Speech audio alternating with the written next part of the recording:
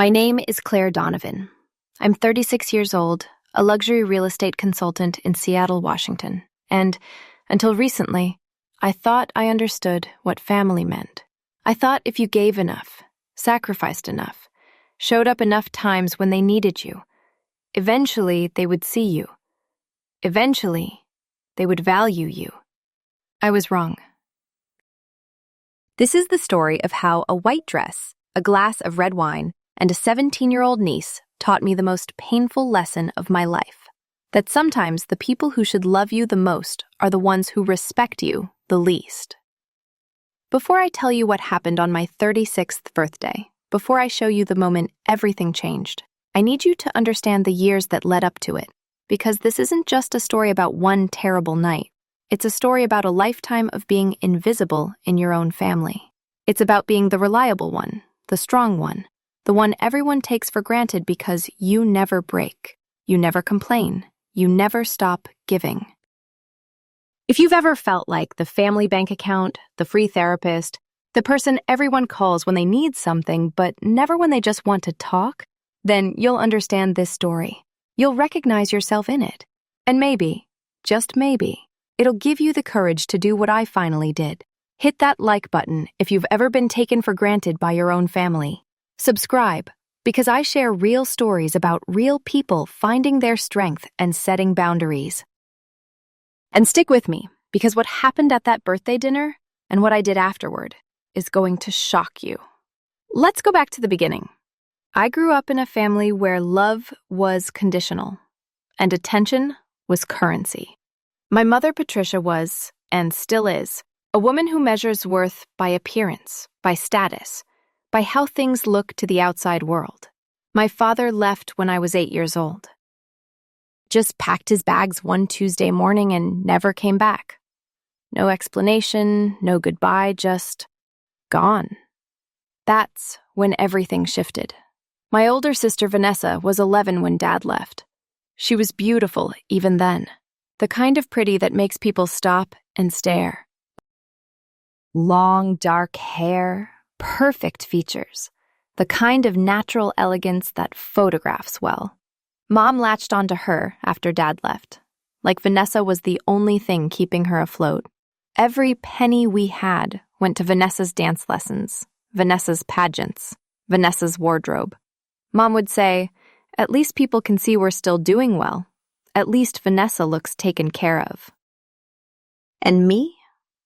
I was the responsible one, the mature one, the one who could handle things. I learned to cook at 9 because someone had to make dinner. I learned to forge Mom's signature on my own permission slips because she was too busy driving Vanessa to auditions. I learned to be invisible because in our house, there was only room for one daughter to shine, and Vanessa had claimed that spot. I'm not saying this to make you feel sorry for me. I'm saying it so you understand the foundation that was laid, the pattern that was established. Vanessa was the golden child, the one who needed protecting and pampering. I was the workhorse, the one who could be counted on to handle herself. By the time I was 16, I was working 2 part-time jobs, one at a coffee shop before school, one at a retail store on weekends. My paychecks went into the household fund. Mom said it was temporary, just until she got back on her feet. Just until things stabilized.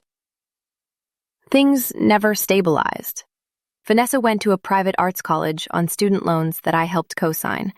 She dropped out after 2 years when she decided performing wasn't her calling. The loans, of course, still needed to be paid. Guess who helped with that? I went to community college while working full-time. It took me 6 years to get my bachelor's degree in business. 6 years of night classes and weekend study sessions and never, ever asking for help because I was the strong one, the one who didn't need anything. I graduated when I was 24. No one from my family came to the ceremony. Vanessa had a spa day scheduled. Mom said she had a migraine. 2 weeks later, Vanessa got engaged to Marcus. The wedding planning took over our lives for 18 months. I was appointed maid of honor, not because Vanessa wanted me there, but because Mom said it would look bad if the sister wasn't in the wedding party. I paid for the bachelorette party in Vegas. I paid for my own bridesmaid dress. I paid for the bridal shower decorations. The marriage lasted 11 months. The divorce was messy. Marcus was a decent guy, honestly.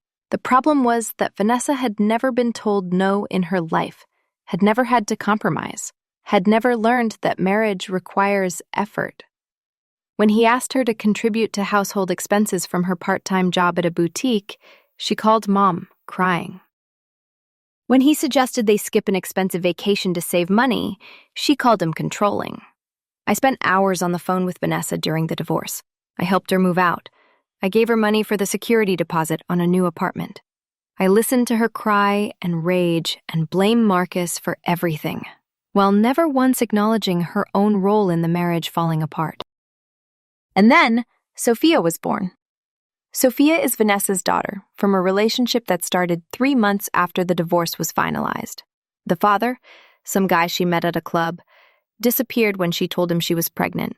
Suddenly, Vanessa was a single mother at 29, and once again, the family rallied around her. I helped pay for baby supplies. I bought the crib, the stroller, the car seat. I showed up at 2 a.m. when Vanessa panicked about the baby's fever. I rearranged my work schedule to babysit when Vanessa wanted to go out with friends. Sophia grew up knowing that Aunt Claire was the emergency contact, the problem solver, the bank account. By the time Sophia was 10, I had bought her more birthday presents than her own mother had. I'd attended more school events than Vanessa ever did. I'd helped with homework, taught her to ride a bike, shown up for dance recitals and soccer games.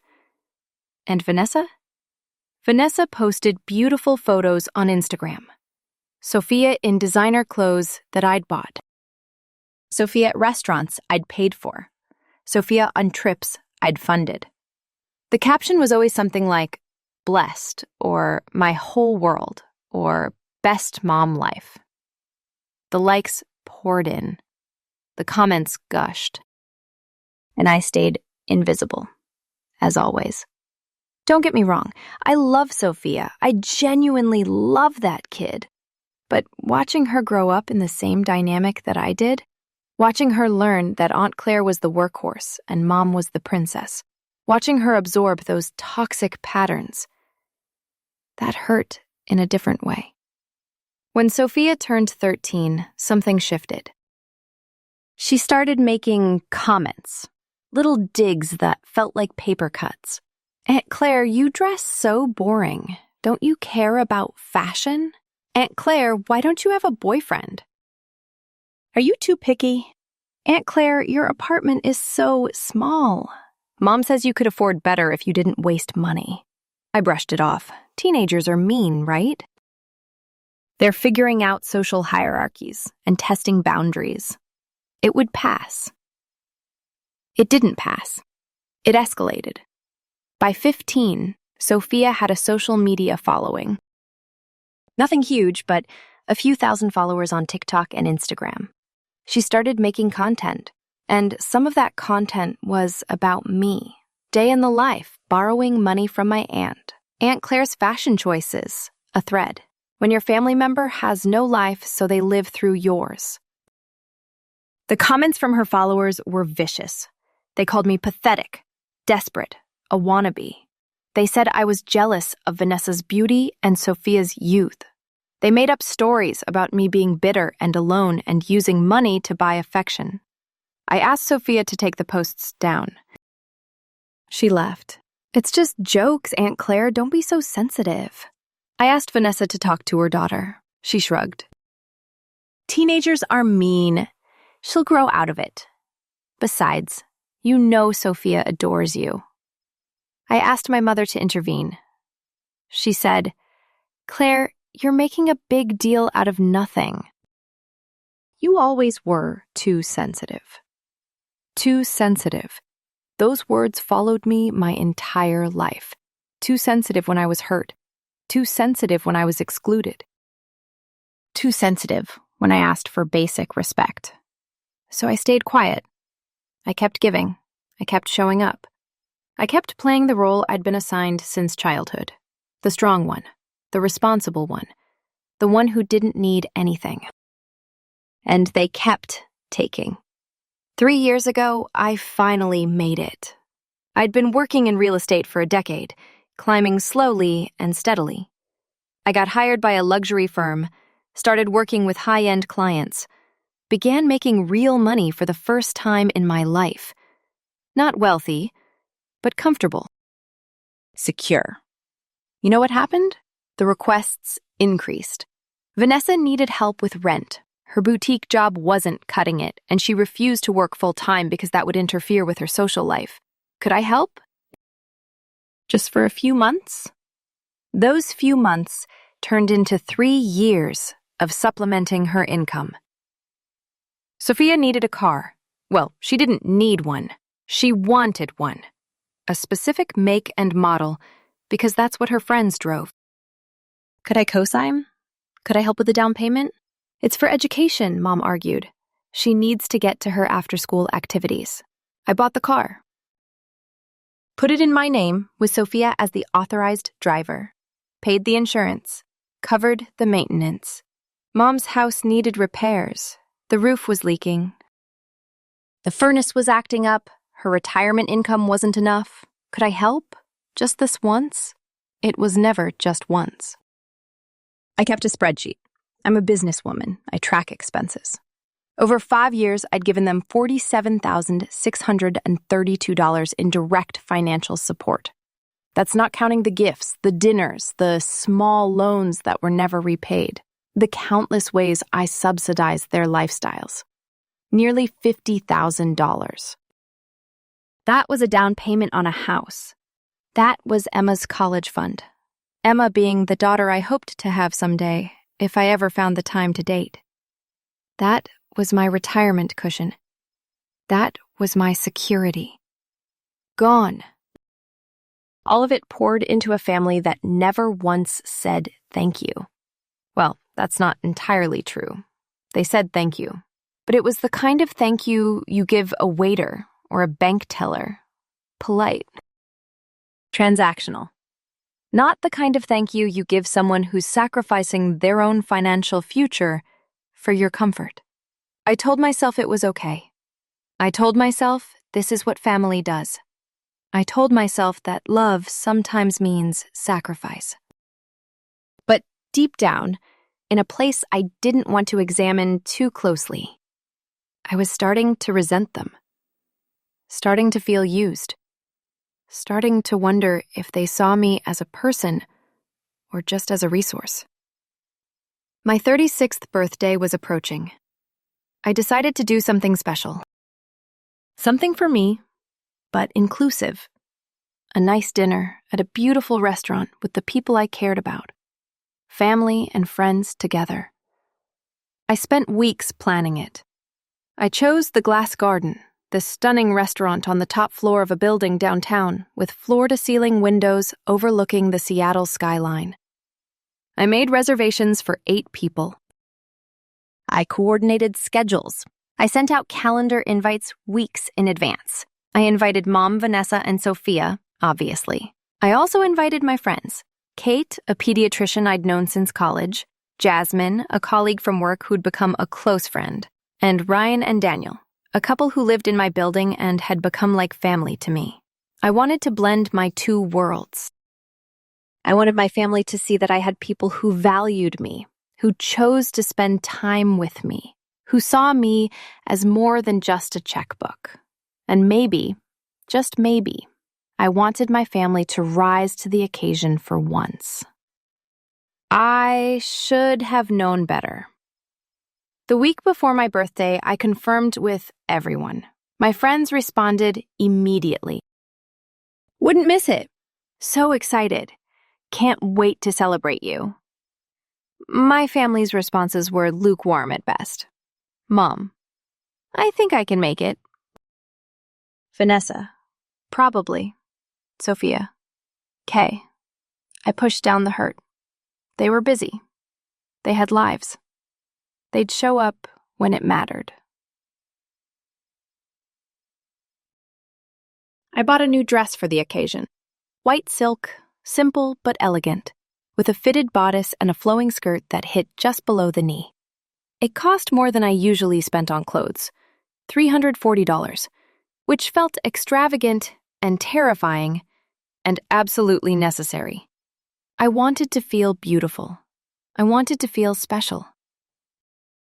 Just for one night, I wanted to be the person who mattered.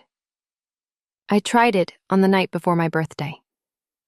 Standing in my apartment, looking at myself in the mirror, I barely recognized the woman staring back.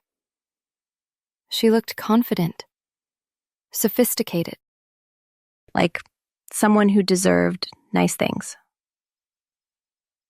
I went to the restaurant early on my birthday.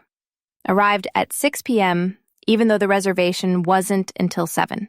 I wanted to check every detail. I'd called ahead and arranged special requests. Mom's meal without butter because of her cholesterol. A specific Merlot for Vanessa because she'd mentioned it was her favorite. A chocolate souffle with raspberry sauce for Sophia because she'd posted about craving it on Instagram. I'd requested a quiet table because Mom gets headaches in noisy environments. I'd asked for dimmed lighting because Vanessa always complains that bright lights wash out her complexion in photos. I thought of everything. I tried to anticipate every need, prevent every complaint, create the perfect evening. The maitre d' looked at me with something like pity. I wonder now if he could see it. The desperation, the trying too hard, the woman bending over backward for people who would never appreciate it. It's just a birthday dinner, I told him, embarrassed by my own meticulousness. I want them to be comfortable. They're lucky to have someone who cares so much, he said kindly. I wish I'd paid more attention to his use of the past tense.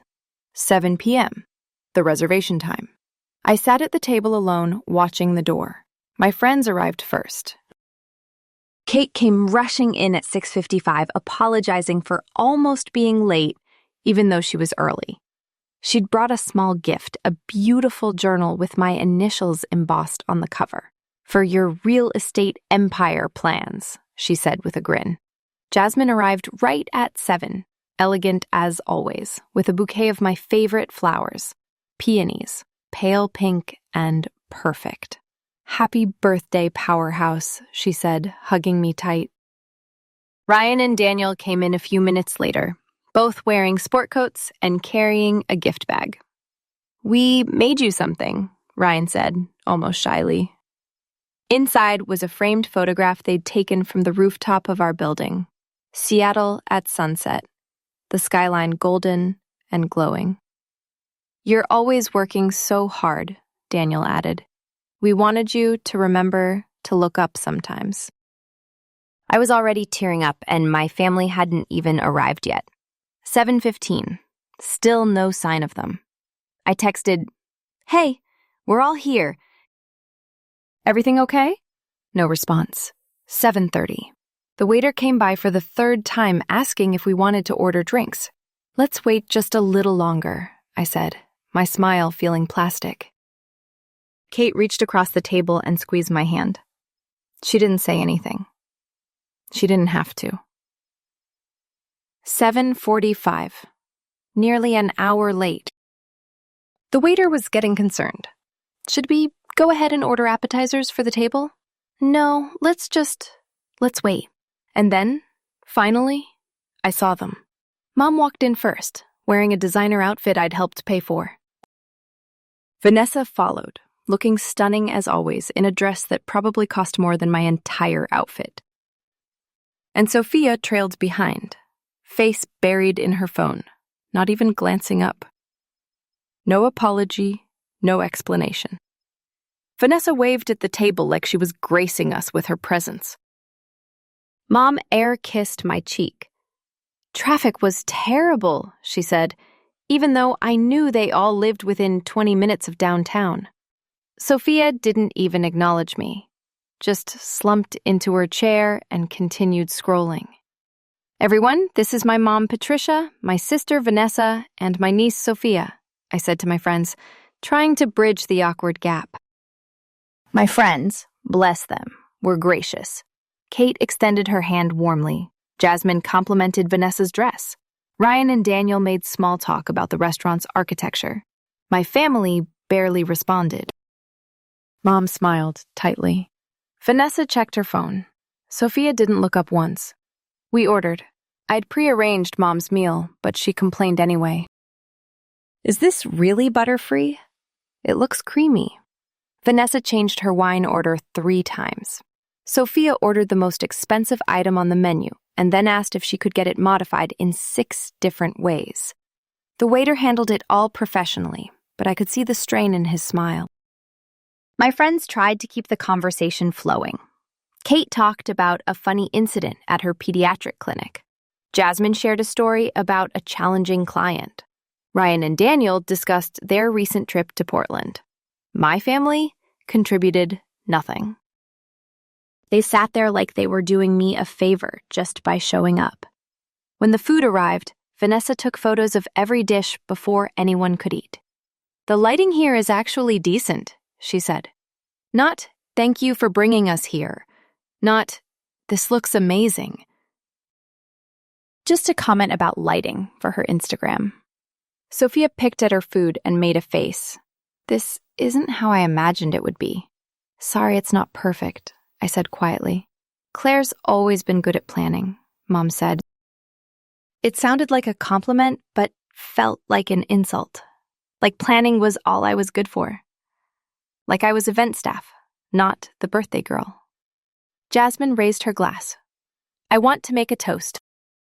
To Claire, one of the hardest working, most generous, most genuine people I know.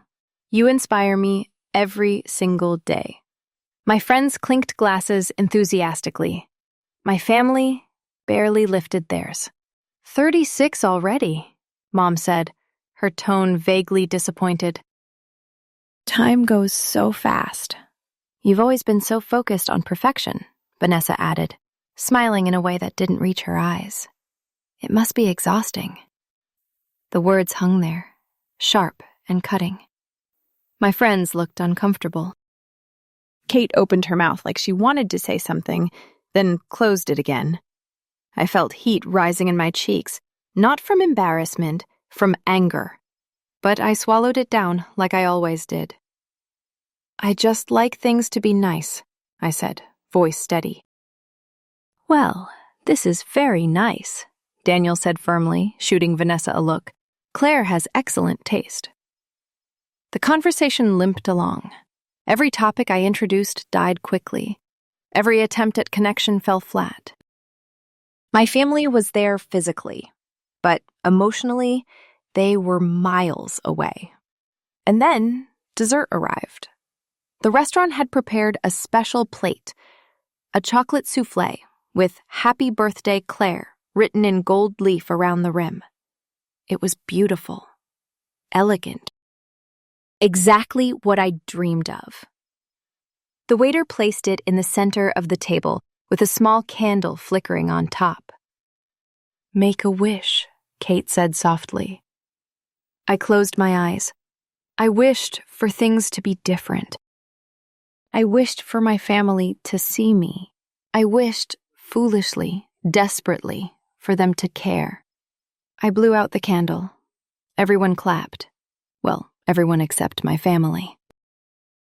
Sophia, Vanessa said, her voice sugary sweet. Would you like some dessert wine? Just a small glass. You're practically an adult now. Sophia looked up from her phone for the first time all evening. Really? Of course. It's a special occasion. Vanessa signaled the waiter. Could we get a glass of red wine for my daughter? Just a half pour.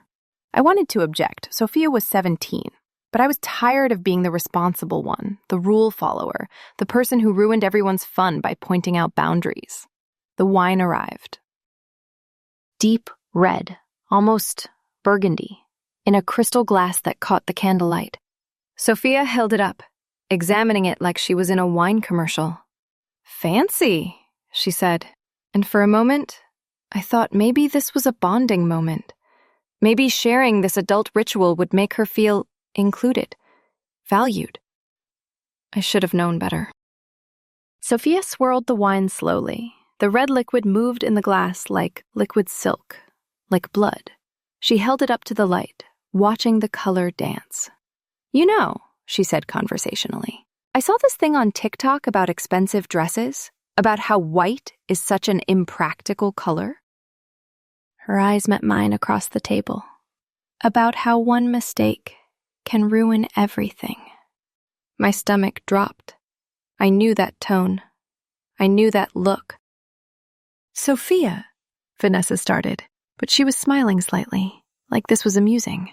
"I mean," Sophia continued, "who wears white to their own birthday dinner?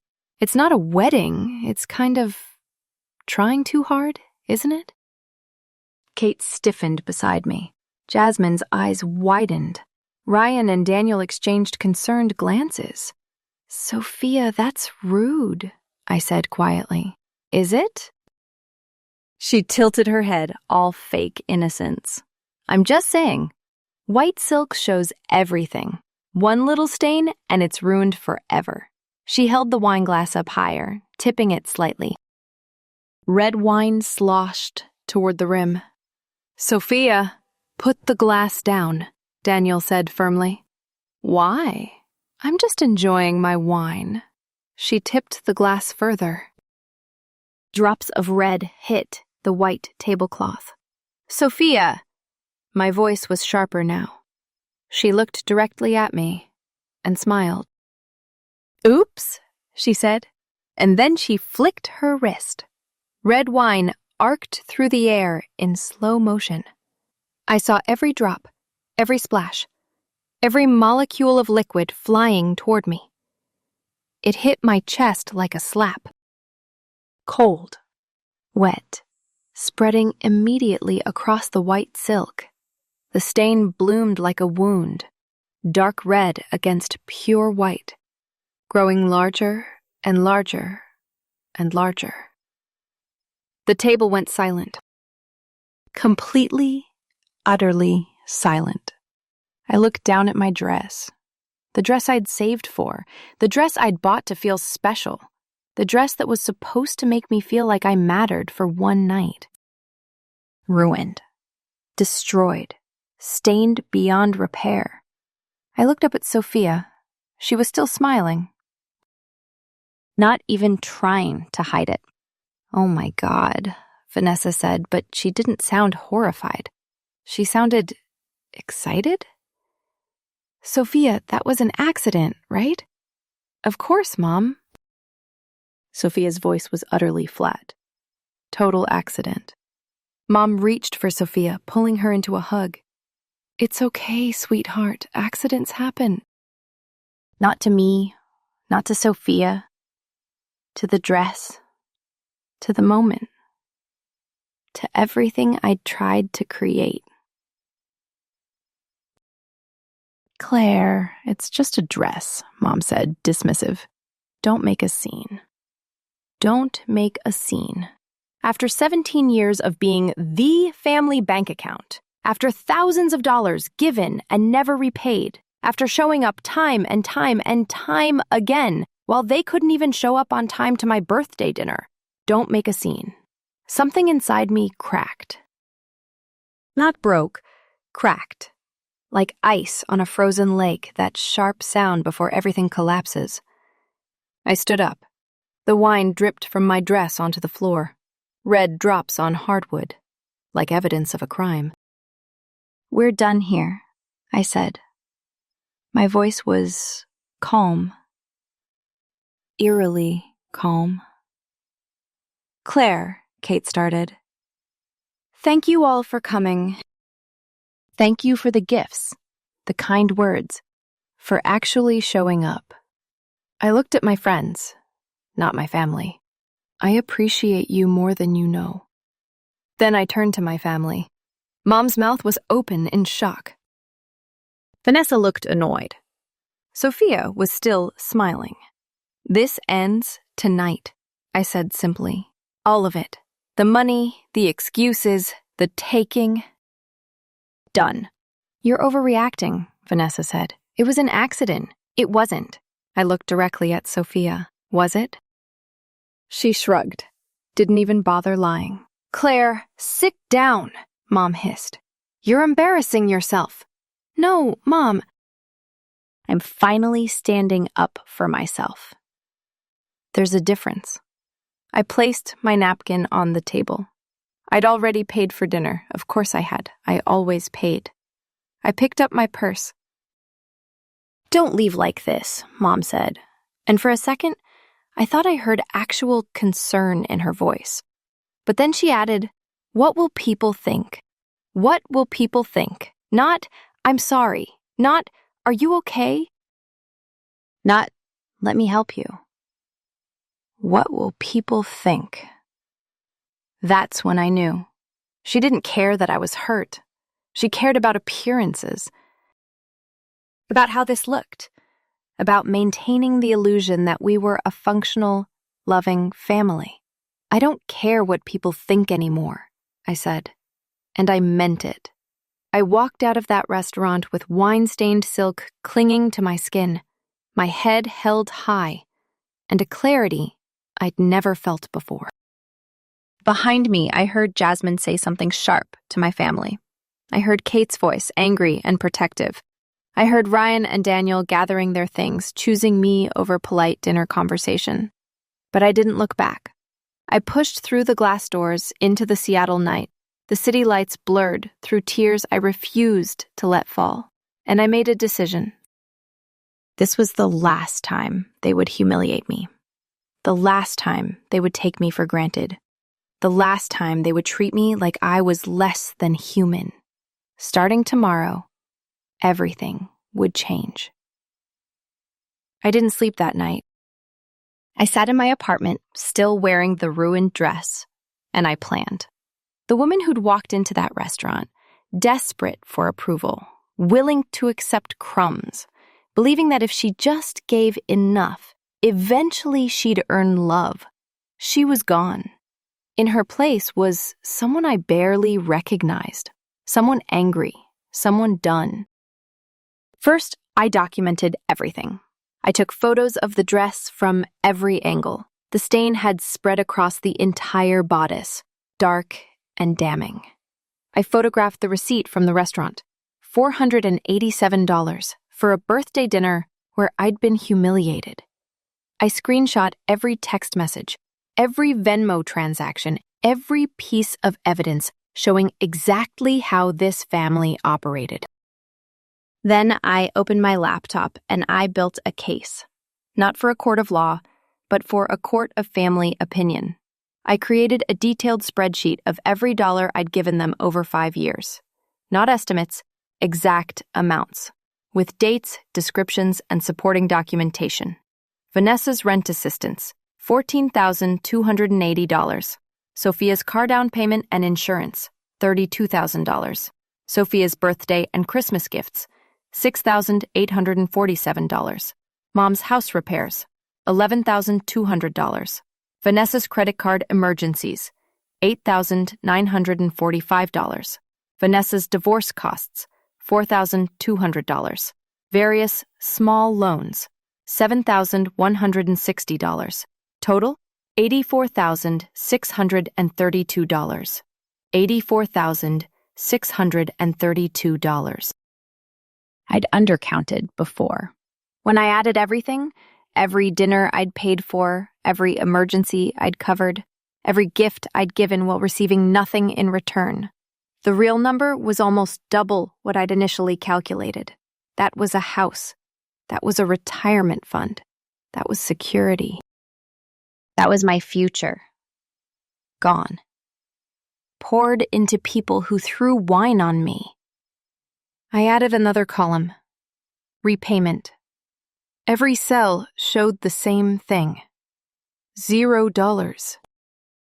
Not $1 had ever been paid back. Not one. Next, I gathered the social media evidence. I went through Sophia's TikTok, her Instagram, her Twitter. I downloaded every post where she'd mocked me, belittled me, made me the punchline. I screen recorded the videos where she'd imitated my voice, called me pathetic, laughed about draining Aunt Claire's bank account. There were dozens of posts, thousands of likes, hundreds of comments from strangers calling me desperate, sad, pathetic. And Vanessa had liked many of them, commented hearts and laughing emojis, encouraged her daughter to mock the woman funding her lifestyle. I compiled it all into a folder: evidence, ammunition, truth. At 3 a.m., I made phone calls. First to my bank, their 24-hour line. I removed Vanessa as an authorized user on my emergency credit card, a card I'd given her years ago for actual emergencies that she'd used for spa days and designer handbags.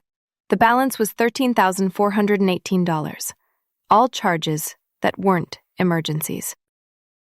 I called my insurance company, removed Sophia as an authorized driver on the car I owned. As of tomorrow, she couldn't legally drive it. I changed all my passwords, email, banking, everything. Because I realized, horrifyingly, that I'd given Mom my password once when she needed to check something. Who knew what they'd accessed? By sunrise, I'd cut off every financial connection. Every stream of money flowing from me to them stopped. Then I wrote a text. Sent it to the family group chat we never used because they only contacted me individually when they needed something. Family meeting today, 3 p.m., my apartment. Attendance mandatory. Come prepared to listen. I didn't add please. I didn't soften it. I was done asking for respect. I was demanding it. Mom responded first. Is this about last night? You're being dramatic. Vanessa, I have plans. Me. Cancel them. 3 p.m.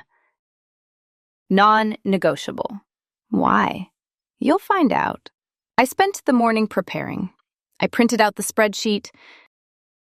I organized the social media evidence. I created a presentation, because that's what you do when you're done being emotional and ready to be factual. At 2:45, I arranged my dining table like a conference room. 3 chairs on one side, mine on the other. In the middle, 3 manila folders, each labeled with a name. At 3:02, they arrived. Late, as always. They walked in like they owned the place, like this was an inconvenience they were graciously tolerating. This better be quick, Vanessa said. I'm supposed to meet someone at 4. Sit down, I said, not asking, telling. Something in my tone made them comply. They sat, exchanging glances. I remained standing. Last night, Sophia threw wine on me, deliberately, at my birthday dinner, in front of my friends and everyone in that restaurant. It was an accident, Mom started. It wasn't, and we all know it. Sophia, do you want to tell them the truth, or should I? Sophia's jaw set defiantly. It was an accident. Really? So you didn't post this 4 hours before dinner? I held up my phone, showing her TikTok from earlier that day. A video of her holding a glass of red wine over a white shirt, captioned, "Ruining expensive things people think make them better than me." The room went quiet. That was just a joke, Sophia muttered. A joke that you then acted out, on me, at my birthday. Vanessa leaned forward. Claire, you're blowing this out of proportion. Am I? I slid the folders across the table. Open them. They did, reluctantly. Inside were printouts of the spreadsheet, the social media posts, the evidence of everything. Mom's face went pale. Vanessa's mouth opened and closed. Sophia stared at the papers like they were written in a foreign language. $84,000, I said calmly. That's what I've given this family in 5 years. That doesn't count my time, my emotional labor, my presence at every event you couldn't be bothered to attend. Just money. We didn't ask you to, Vanessa started. Yes, you did. Constantly. Every month, a new emergency. Every week, a new crisis only I could solve with my wallet. Family helps family, Mom said weakly. Help implies reciprocity. This isn't help. It's a one-way extraction. I give, you take. Over and over and over. You're making us sound like monsters, Vanessa said. I'm stating facts. Look at the numbers. Argue with the math. They couldn't. The evidence was right there, irrefutable. And the social media, I continued, flipping to the next section. Sophia, you've made 47 posts mocking me. 47. You've called me pathetic, desperate, sad, boring. You've made content out of belittling the person who bought you a car. Those were just jokes. Sophia's voice cracked. Jokes are funny. Bullying isn't. Claire, you're being cruel, Mom said. No, Mom. Cruel is ghosting someone's birthday dinner. Cruel is showing up an hour late. Cruel is throwing wine on someone. I'm being clear. So what do you want? Vanessa demanded. An apology? Fine. Sorry. Happy? No, because you don't mean it. You're sorry you got caught, not sorry for what you did. Then what? I sat down, looked at each of them. Here's what happens next. As of this morning, every financial connection between us is severed. The credit card is canceled.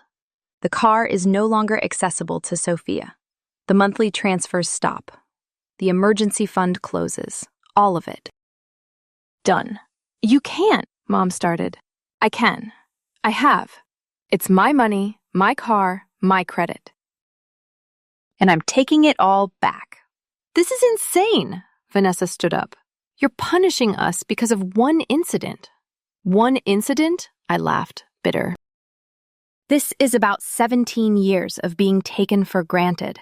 This is about showing up when you never do.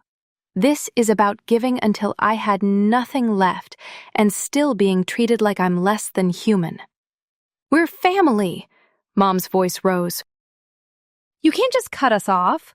Watch me. Sophia was crying now, real tears, not the fake ones she used to manipulate. What about college? You promised you'd help with college. I did promise that.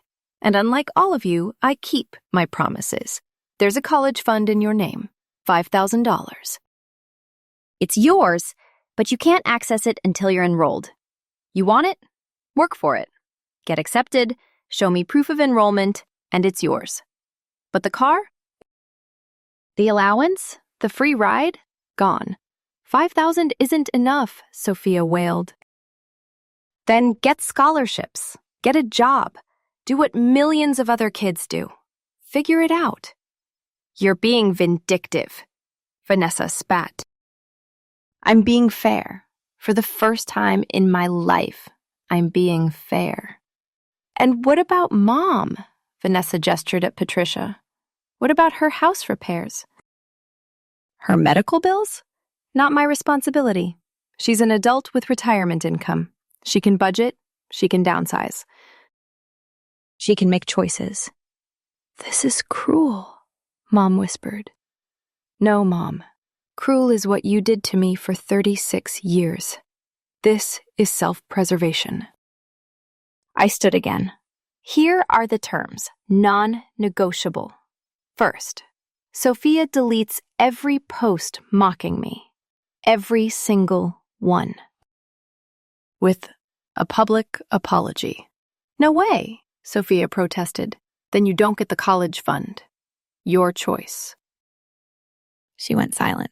Second, Vanessa, you get a job, a real one, full-time, and you create a budget. I'll give you the template. You follow it. No more living beyond your means on other people's dime. I have a job. 20 hours a week at a boutique isn't a job. It's a hobby. Get a real job or figure out how to survive on what you make. Not my problem. Third, Mom, you stop enabling them. No more making excuses. No more telling me I'm too sensitive or dramatic. You acknowledge your role in this dynamic.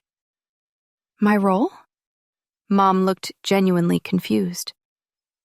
You created this. You made Vanessa the golden child and me the workhorse. You taught us that my worth was in what I could provide. You weaponized my sense of responsibility. Own it. I never. Yes, you did. And until you acknowledge that, we have nothing more to say to each other. The room was silent except for Sophia's sniffling. You all have a choice, I said quietly. You can accept these terms and work toward rebuilding a relationship based on mutual respect. Or you can refuse and we're done. Permanently. No more money, no more bailouts, no more me. You can't mean that, Vanessa said. Try me. They sat there, stunned. This wasn't the Claire they knew. The Claire who apologized, who backed down, who bent over backward to keep the peace. That Claire was dead, drowned in red wine. Get out, I said. You have 48 hours to decide. After that, my offer expires. They left, silently, stunned.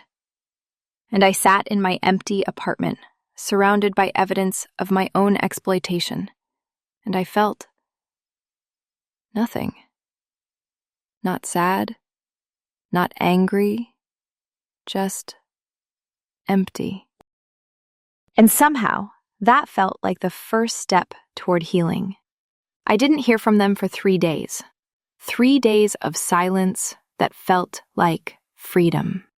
On the 4th day, there was a knock on my door. Not one of them, someone unexpected. Aunt Marge, my father's sister. A woman I saw maybe twice a year at most, usually at Christmas. Hi, Claire, she said softly. Can we talk? I let her in, confused. She sat on my couch and looked at me for a long moment. Vanessa called me, told me what happened. Her version, anyway. And I told her she was lucky you didn't cut them off years ago. Marge sighed. I should have said something sooner. I should have intervened. But I thought you were handling it. You always seemed so strong. Everyone thinks that. I know. And that's the problem. She pulled something from her purse, a letter, yellowed with age. I found this a few years ago when I was cleaning out some boxes. It's from your mother, written about 25 years ago, when you were 11. And I took the letter, hands shaking slightly. The handwriting was Mom's, younger but recognizable. It was addressed to Aunt Marge, dated June 1999. I read it. Marge, I don't know what to do. I'm failing as a mother, and I don't know how to fix it. After the divorce, everything fell apart. I fell apart. I couldn't get out of bed some days. Couldn't function. Vanessa needed me so much. She cried all the time, had nightmares, couldn't handle any of it. And I poured everything into her, because at least with her, I could see the need.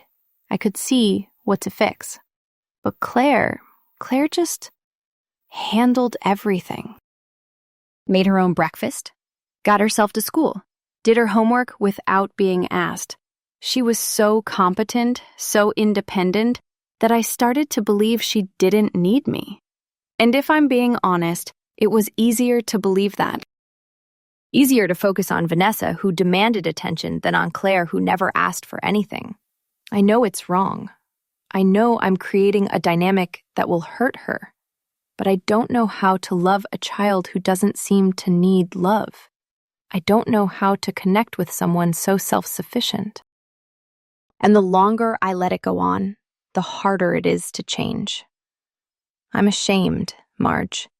I'm ashamed that I'm failing my daughter. But I don't know how to be what she needs. So I tell myself, she doesn't need anything. And we both pretend that's true. The letter ended there. No resolution, no promise to do better.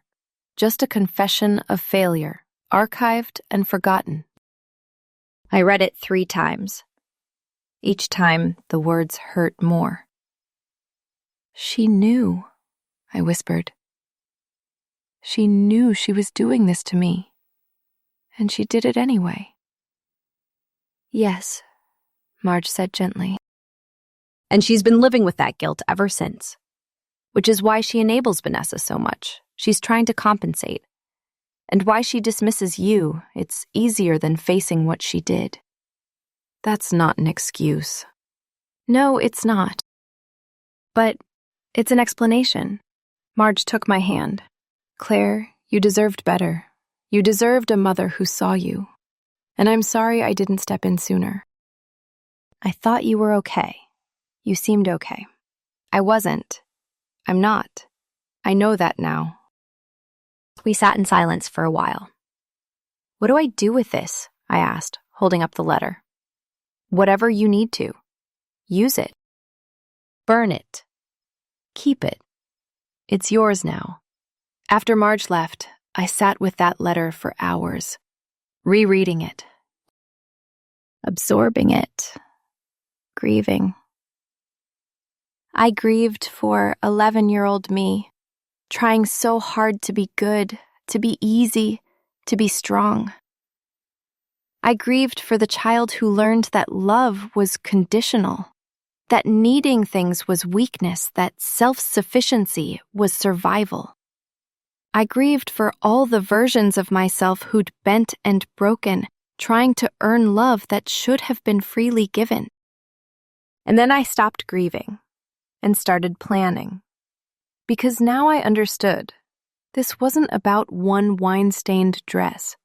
This was about decades of dysfunction. This was about patterns set in childhood and reinforced into adulthood. This was about a mother who'd chosen the easy path over the right one, and a family that had learned to exploit the reliable daughter because they could. Understanding didn't mean forgiveness, but it meant I could approach the next conversation with clarity instead of just anger. 2 weeks after my birthday, I did something I had rehearsed only in the safety of my own head. I sent formal invitations for a family meeting, printed, sealed, and delivered. Not at my apartment, where the walls still remember my tears, and not at Mom's place, where every room leans toward Vanessa by reflex. I needed neutral ground. So I rented a plain conference room at the community center, with gray carpet and humming lights, and a table that did not belong to anyone. I hired a mediator. I put it on a calendar. I made the truth official. When the door opened and they filed in, Mom first, then Vanessa with her jaw set, then Sophia bristling like a cornered cat, I saw it all over their faces. Defensiveness like armor, fear tucked into the corners of their eyes, a touch of shame they hadn't planned for. Good. It meant the story they'd been telling themselves was already starting to crack. I had witnesses. Aunt March came, hands folded around her purse like a shield. Kate sat beside me, calm, steady, the friend who had seen the aftermath nobody else wanted to see.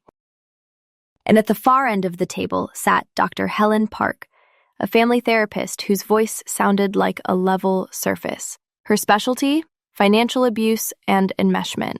In other words, families that confuse love with ownership. "What is this?" Vanessa asked, eyes darting between us, chin tipped up as if height could substitute for moral ground. Some kind of intervention? "A reckoning," I said. I felt my own voice come back to me stronger than I expected. "We're here to tell the truth." For the next 2 hours, we peeled away the years, not gently, piece by piece. I opened a folder and slid out spreadsheets. Wire transfers highlighted in yellow, text messages where please meant obligation, emails stacked like unpaid invoices of the heart. I read dates out loud. I read amounts. I read the subject lines I had tried to let go of. Emergency. Urgent. Last time, I swear. Dr. Park explained words none of us wanted to hear, but all of us needed triangulation, scapegoating, parentification. She talked about how one child can be crowned the needy one and the other the strong one, and how the strong one becomes a well everyone drinks from, without ever asking whether there is any water left. Aunt Marge cleared her throat and spoke not as a conspirator, but as a witness. She told the small stories. The birthday where my gift was quietly passed to Vanessa because she was having a hard week. The recital I performed for a row of empty chairs while Mom drove across town to calm Vanessa's latest self-made storm. 1,000 tiny edits to history that add up to an erasure. Mom tried the old dance first. "We're not that bad," she said, palms out, pleading for a gentler version of the truth. "Claire is exaggerating. She always takes things—" I slid a folded letter across the table. My hands did not shake. "Am I?" She stared at the paper. When she unfolded it, I watched confidence drain out of her face until only a woman remained. Tired. Older than last year. Older than the divorce. Older than the day she learned how to ration affection. She read. Halfway down, her lips trembled. "Where did you get this?" she whispered. "Does it matter?" I asked softly. "You wrote it. Is it true?" The room landed in a silence so thick the air felt viscous. The fluorescent lights hummed on, indifferent. "Is it true, Mom?" I asked, not unkindly. "Did you decide my needs were negotiable and Vanessa's were not?" She stared at the letter as if it might rearrange its own words to protect her. "I was struggling," she began. "After your father left, I was a child," I said. "So was Vanessa. We both needed a mother." "You chose her." "I didn't choose—" "You did," I said, and the steadiness in my voice surprised even me. "You chose her loudly. You chose me quietly. And then, for the next 25 years, you sent me the bill for your choice." Her composure tore open. Her face crumpled into something unvarnished and human. "I'm sorry," she said, the words spilling like water she'd been holding back too long. "I'm so sorry, Claire. I didn't know how to be everything. I didn't know how to be enough. I failed you. I know I failed you." It was the first time she had said it plainly. No commas, no caveats. An admission that landed in my chest and ached like a held breath finally exhaled. But acknowledgement isn't amends. Not yet. I turned to Sophia. "Your turn," I said. "Why did you throw wine on me?" She tried on a smirk and abandoned it halfway. She glanced at her mother, then down to her hands. The nail polish on her thumb was chipped to the quick. Because everyone talks about you like you're untouchable," she muttered. "Responsible, successful, perfect. And her voice caught. "I felt like I'd never measure up. I wanted to knock you down a little, show you could be hurt too." "So you bullied me online," I said, "and humiliated me in public." "I'm sorry." It came out fast, like a reflex. "Are you?" I asked, gentler this time. "Or are you sorry because there are consequences?" She looked up at me then, and for the first time I saw something besides bravado. "Both," she said quietly. "I am sorry I hurt you, and I am scared of what happens next." It was imperfect honesty, which is how honesty usually arrives. I turned to Vanessa. "You've contributed nothing to this family except financial drain and emotional manipulation," I said, not to wound her, but because the hallway of euphemisms was a dead end. "Why? That's not fair," Vanessa snapped. "You don't know—" "It's not an accusation," I said, steady. "It's a question." "Why?" She glanced at Mom, looking for cover that didn't come. She stared at the tabletop, at the thin scratch running through the laminate, as if answers might be hiding there. When she finally spoke, her voice had fallen a decade. "Because I could," she said. "Because you always said yes. Because it was easy." The room went still, the way a field goes still right before the storm breaks. Truth, when it is simple, can be the most violent thing in the room. "You used me," I said. "Yes. And you didn't just stand by while Sophia mocked me, you encouraged it." Her mouth opened and shut. Yes, she said. "I did." "Why?" She took a breath that sounded like it scraped her ribcage on the way out. "Because if Sophia saw you as a joke," she said, voice cracking, "she wouldn't see me as a failure. If you were less, I didn't have to face how little I'd made of my life. Tearing you down was easier than building myself up." Dr. Park leaned forward, not pouncing, not soothing, inviting. "That is a significant admission," she said. "Stay with it." "What else?" And for an hour we stayed with it. Vanessa spoke herself raw.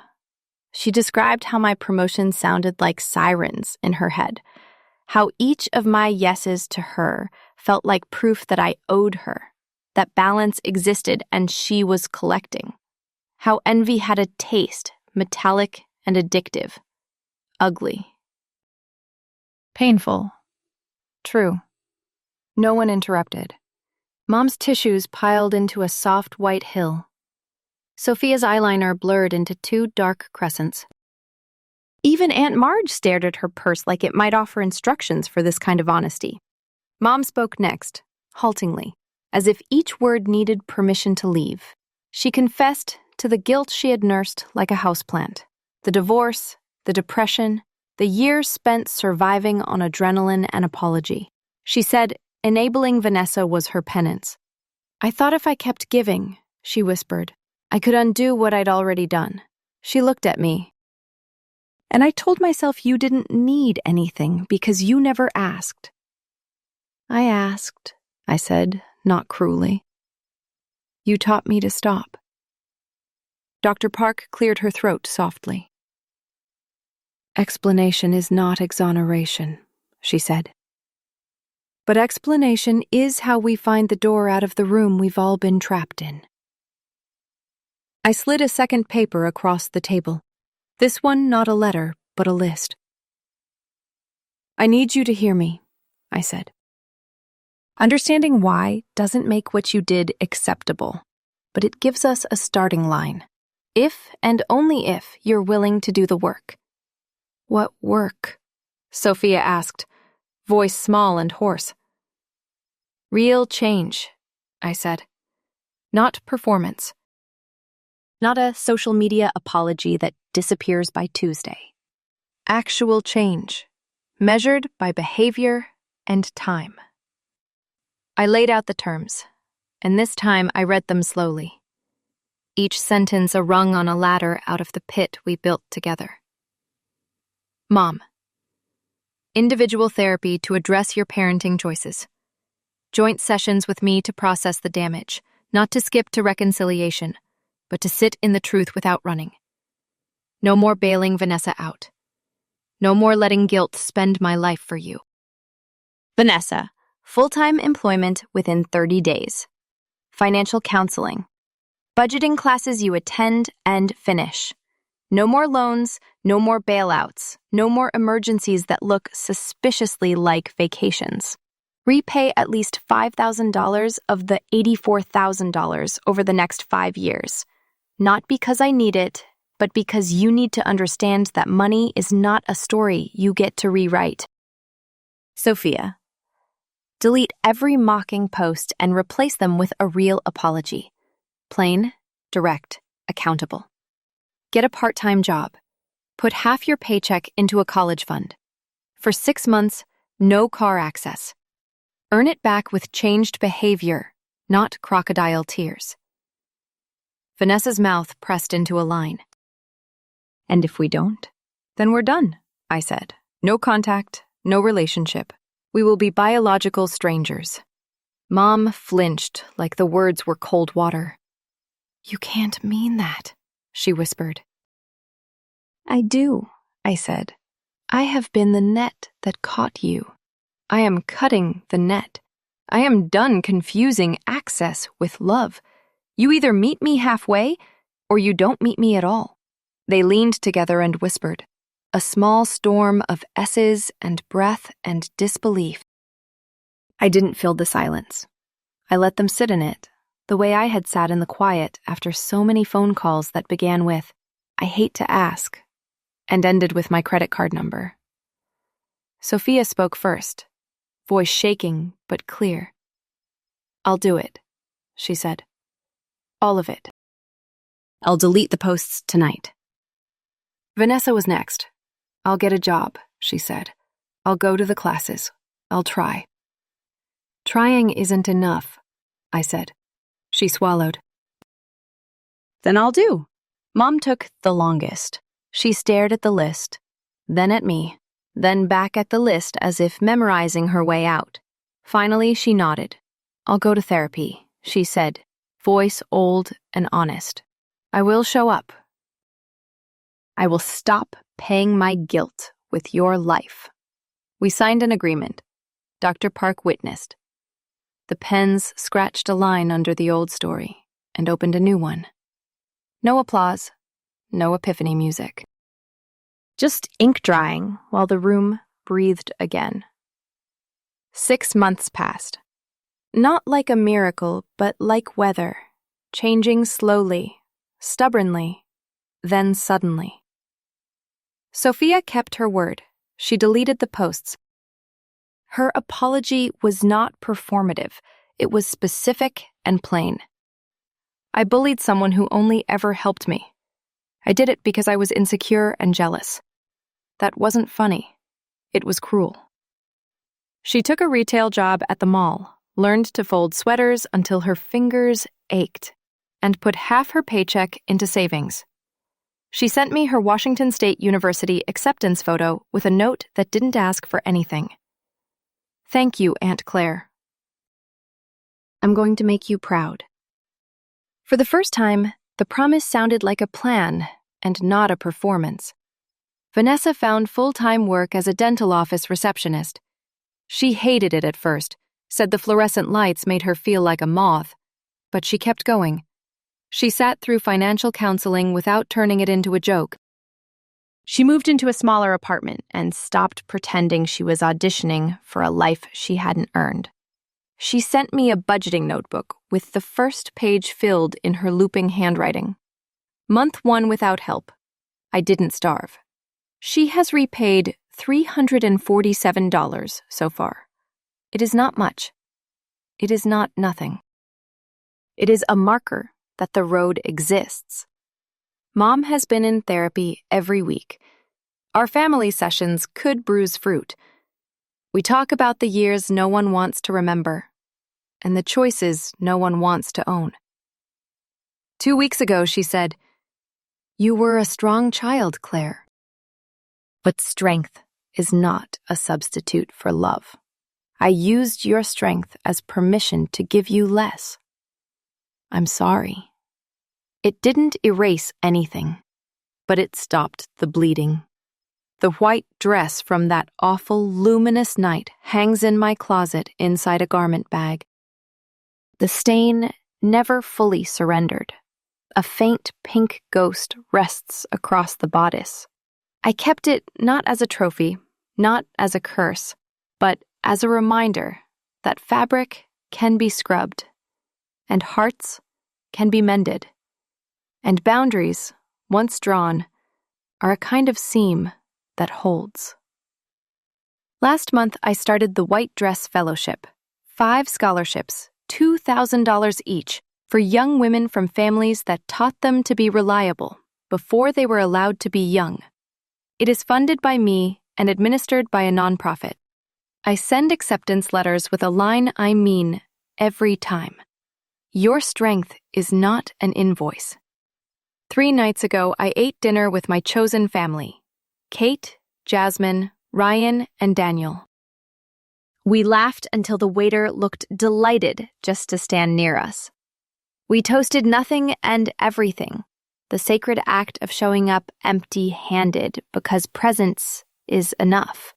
No one needed rent money. No one needed a savior. I was allowed to be a person again, not a wallet with a pulse. My biological family and I are walking carefully on a new path. We place our feet where there are stones. We skip the places that still look like mud. Maybe we'll build something healthy. Maybe we won't. Either way, I am not bargaining with my worth anymore. Here is what I learned and will not unlearn. You cannot make people value you. You can stop discounting yourself while they decide. I stopped waiting to be seen. I turned on the light. I stopped funding their dreams. I started building my own. I stopped accepting crumbs and naming them dinner. I waited, finally, for love that feeds. They threw wine on my white dress. I walked away clean. That to me is justice. Not loud, not vengeful. Quiet. Durable. The kind that changes what you will and will not allow. If you are hearing this and something heavy inside you says, "That's me," if you are the reliable one, the strong one, the family bank account, then listen. You deserve reciprocity. You deserve relationships that do not require self-erasure. Boundaries are not meanness. No is not cruelty. Self-respect is not a sin. My family is still rebuilding. Some days I believe the house will stand. Other days the wind howls and I brace the door. But here's the difference now. I am not rebuilding because I need them to make me whole. I am giving them the chance to be better and reserving the right to walk away if they are not. Blood is not a contract. Behavior is. I have a family already. Friends who choose me. Colleagues who respect me. Neighbors who wave and mean it. Maybe one day my biological family will meet me there with consistent hands and clean truths. If not, I am still enough. The white dress remains in my closet, a gentle haunting and a quiet benediction. A reminder that some things have to tear before they can be sewn with stronger thread. They tried to stain me. They tried to shrink me. They tried to make me forget my shape. I left that restaurant upright. I drew my lines in permanent ink. I built a life with doors that lock from the inside and windows that open to air that is finally mine. I am happier than I have ever been. So, if your family treats you like a resource rather than a person, hear me clearly. You are allowed to step back. You are allowed to keep your peace the way they kept their requests. You are allowed to choose you. It is not selfish. It is survival. And survival is the first step toward joy. If this story finds you where you are, like and subscribe. Share your boundary victories in the comments. I read them, I cheer for you, and I hope you remember the only assignment you were ever given that matters. You are not responsible for other people's choices. You are responsible for your own. Choose yourself. Choose boundaries. Choose peace. It will be the kindest decision you ever make.